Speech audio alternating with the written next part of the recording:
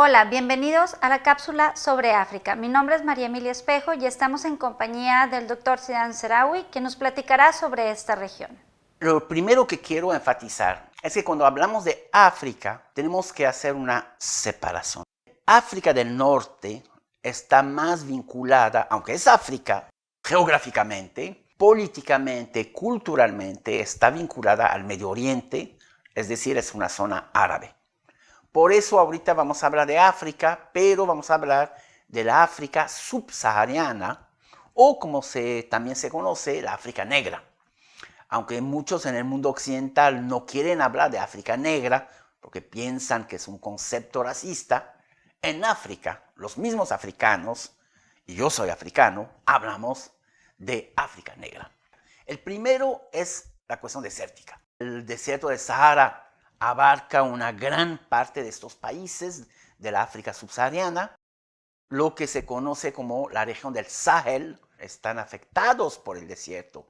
Y allá estamos hablando prácticamente desde Senegal al oeste hasta Etiopía y Somalia al este. Pero no es solamente el desierto del Sahara, aunque sí es el más grande, también en el sur tenemos otro desierto que es el Kalahari.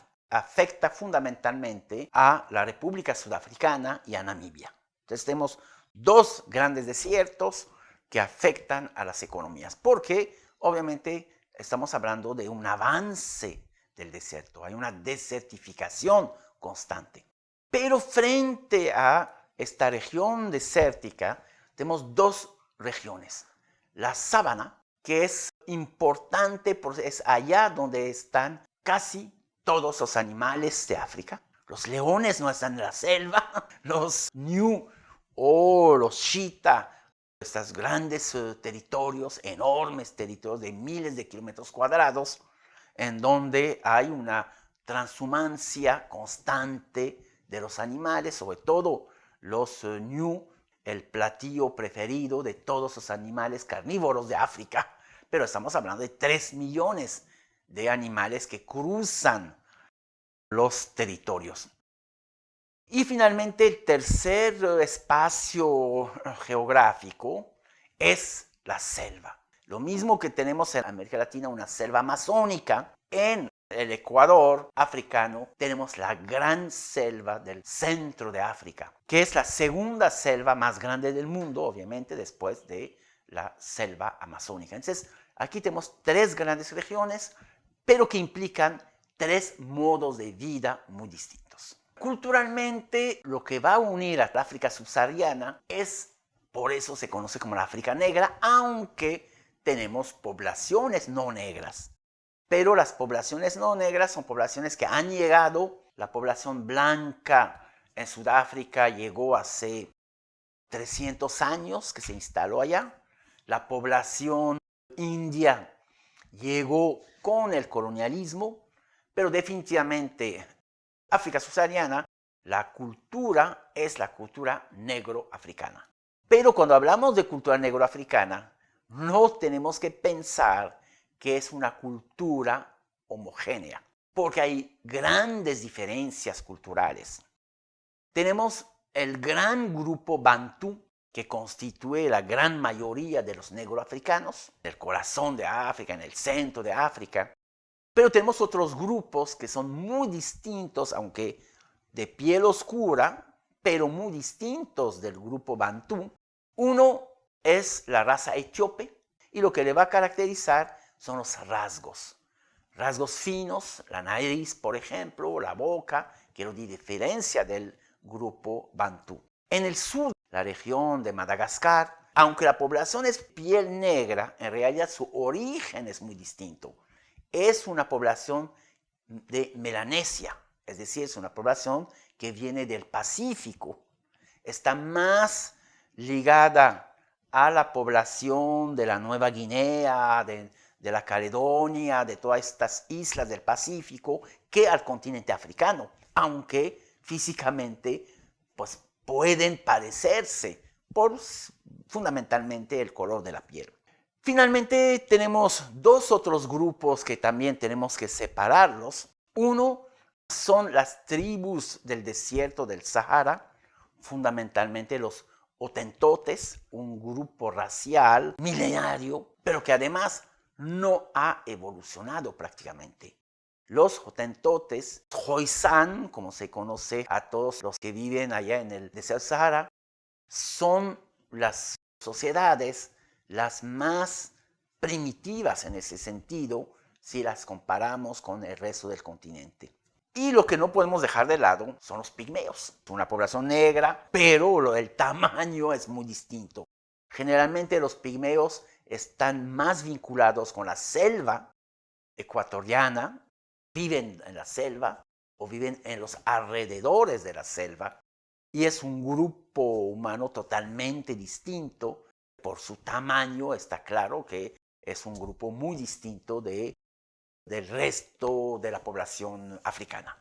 Aquí, para entender la situación política, tenemos que entender que el África subsahariana, durante la Guerra Fría, ha estado entre Estados Unidos y la Unión Soviética. Es decir, los grupos étnicos que llegaban al poder rápidamente se unían o aceptaban la presencia de una de las dos superpotencias. ¿Esto qué significa?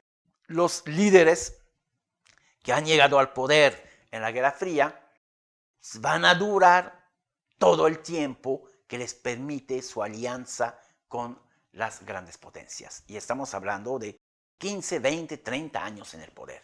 Un Mobutu ha estado 40 años en el poder por su alianza con el mundo occidental. Un Siad Barre ha estado 21 años en el poder por su alianza con la Unión Soviética. Pero ¿qué ha pasado con estas alianzas? Cuando se derrumba la Unión Soviética, Estados Unidos deja de tener un interés en la región. Y dejar de tener un interés significa dejar de tener una presencia en la región. Y esto va a conllevar que en la década de los 90 y durante la década pasada, o los grupos étnicos en África van a estar en pugna entre sí, porque cae el grupo que estuvo en el poder durante décadas, no hay un grupo hegemónico y las guerras civiles se van a generalizar en el continente. Prácticamente el 70% de los países han conocido una guerra civil que ha podido durar 20 años, 5 años, masacres como la masacre de los Hutu y los Tutsi en Ruanda. Unas semanas, 800,000 Tutsi fueron asesinados en Ruanda, por ejemplo. Entonces, ha habido genocidios de una amplitud muy, muy importante. Y esto ha conllevado que realmente en la década de los 90 y todavía en la década pasada, todas las regiones del mundo han visto su esperanza de vida crecer. América Latina llegar a 72 años. África ha pasado de alrededor de 56 años a 46, 47 años. O sea, hubo una caída por precisamente todas estas guerras civiles. Esto va a ser lo más característico y lo más trágico que va a tener este continente. Obviamente en los últimos años ha disminuido la violencia. Sigue habiendo guerras civiles, en Nigeria, por ejemplo, pero ha disminuido. Y en muchos casos ha habido un regreso a una vida democrática. Lo que sí es importante subrayarlo es que este cambio que se dio en la década pasada se dio fundamentalmente gracias a China. China se ha convertido en el gran comprador de África y desde que China penetró el continente, los precios de las materias primas se han disparado.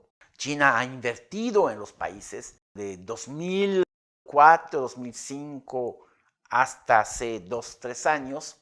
África ha tenido un crecimiento económico muy importante, un promedio de alrededor de un 5%, gracias a la vorágine de China. El problema hoy, China ha entrado en una fase de crisis, una fase de caída económica, y obviamente esto se ha repercutido en su relación con África.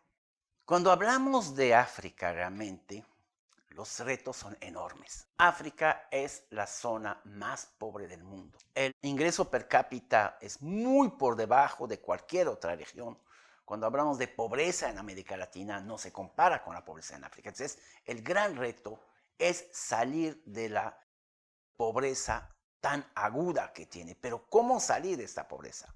El primer punto es dejar de lado estos conflictos, que no se ve sencillo, establecer sistemas democráticos, que tampoco se ve fácil por las rivalidades étnicas o interétnicas que existen. El otro elemento ya que tiene que ver más con la geografía, detener el avance del desierto. La desertificación es el gran problema que afecta a todos estos países llamados del Sahel y no hay construcciones, por ejemplo, de presas. Y allá donde está la gran responsabilidad del mundo occidental. Hay muchas donaciones de productos agrícolas, pero en realidad una donación favorece económicamente al país que da, no al país que recibe. Yo creo que lo que deben hacer los países occidentales es construir presas, retener el agua para que realmente África pueda ser autosuficiente en términos agrícolas. Enfocarse no solamente a la producción de materias primas, sino a la transformación de materias primas.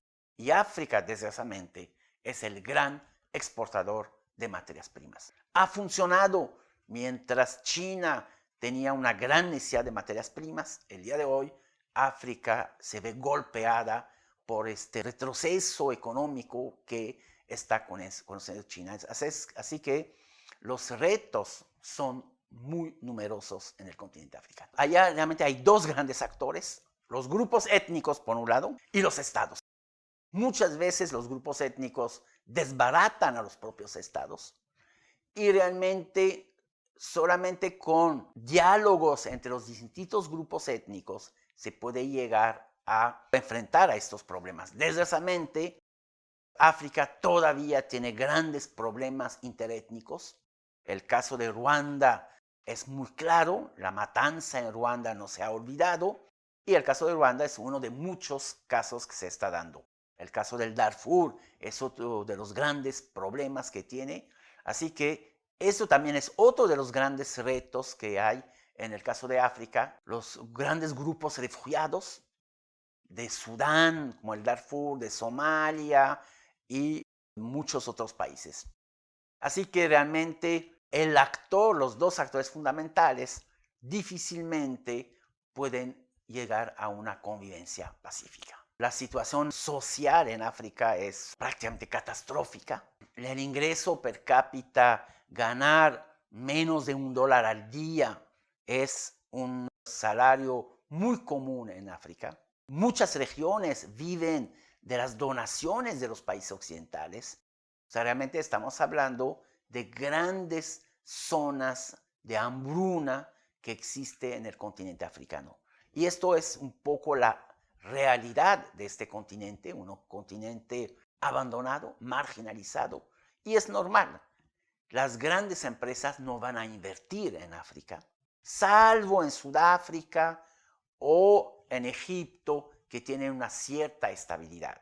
Pero cuando hablamos del Congo, hablamos de Nigeria, las inversiones que vamos a encontrar son inversiones en el sector minero extractivo, porque buscan extraer rápidamente, recuperar su inversión, no inversiones de largo plazo. Mientras que sigan los conflictos armados en el continente africano, vamos a seguir viendo al continente africano como la región más pauperizada. De los 40 países los más pobres del mundo, 38 están en África. Es decir, que África es la zona marginada por excelencia del mundo. El arte africano realmente se concentra fundamentalmente en las esculturas de madera y es un arte milenario y sigue siendo el arte por excelencia de África. La madera que se talla puede ser el teck en la zona de Senegal, esa que es una madera roja dura, o el ébano, que es la madera que se utiliza más bien en la parte oriental de África, pero las esculturas sigue siendo el arte por excelencia en África. El arte Makonde, por ejemplo, mujeres y hombres muy estilizados, fue lo que le sirvió a Modigliani para generar todo su arte. La concepción artística de Modigliani se inspiró precisamente de estas figuras muy alargadas del arte Makonde. Estamos hablando realmente de un arte muy profundo, un arte muy antiguo y que se sigue manteniendo a pesar de todos los conflictos.